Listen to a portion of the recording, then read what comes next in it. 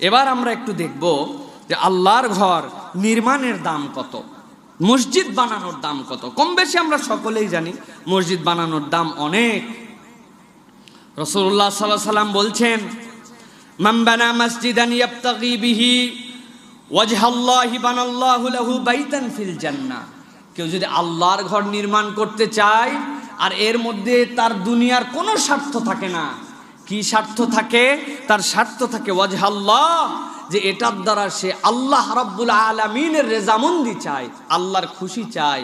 আল্লাহর রাসূল সাল্লাল্লাহু আলাইহি ওয়াসাল্লাম বলছেন, আল্লাহর খুশির জন্য মসজিদ বানানো বা মসজিদ বানানোতে সহযোগিতা যদি কেউ করে, বানাল্লাহু লাহু বাইতান ফিল জান্নাহ, আল্লাহ জান্নাতে তার জন্য ঘর বানান। সুবহানাল্লাহ।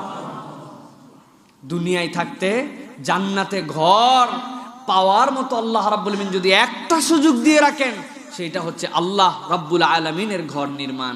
হযরতে ওসমান গনি রাদিয়াল্লাহু তাআলা আনহু, খলিফাতুল মুসলিমিন ওমর রাদিয়াল্লাহু তাআলা আনহুর ইন্তেকালের পরে যখন দায়িত্বে আসলেন, তখন তিনি মসজিদে নববীকে নতুন করে বিনির্মাণ করেছেন। জায়গা হয় না।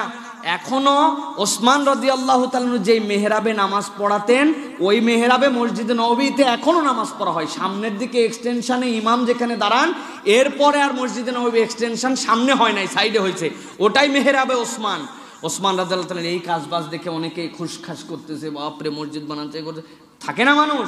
হযরত ওসমান বললেন, তোমরা বড্ড বেশি কথা বলছো, আমি নিজের জন্য এটা করছি না, আল্লাহ রাসূল বলে গেছেন, কেউ যদি আল্লাহর জন্য মসজিদ নির্মাণ করে, আল্লাহ তার জন্য জান্নাতে ঘর বানায় দিবেন। আমি জান্নাতে ঘর বানানোর আশায় দুনিয়ার মসজিদ বানাচ্ছি। সুবহানাল্লাহি ওয়া বিহামদিহি।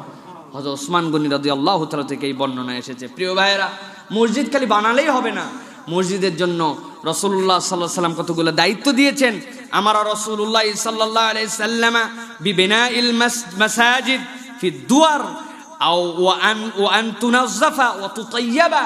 রাসূলুল্লাহ সাল্লাল্লাহু আলাইহি ওয়াসাল্লাম বলছেন, তোমরা আবাসিক পল্লীর ভিতরে বেশি বেশি মসজিদ বানাও, যে এগুলো এলাকায় মানুষজন বসবাস করে, রেসিডেন্সিয়াল এলাকা, এইগুলাই মসজিদ বানাও, যাতে মানুষজন মসজিদের দূরত্বের কারণে এত দূর মসজিদ নামাজে যেতে পারবেন এরকম যেন না হয়। তোমাদের মহল্লায় মসজিদ বানাও, আর মসজিদ বানানোর পরে মসজিদটাকে তোমরা পরিষ্কার পরিচ্ছন্ন করে রাখো এবং মসজিদটাকে তোমরা সুগন্ধি লাগাও, মসজিদকে একটা খুশবুময় পরিবেশ করে রাখো। প্রিয় ভাইয়েরা, এটা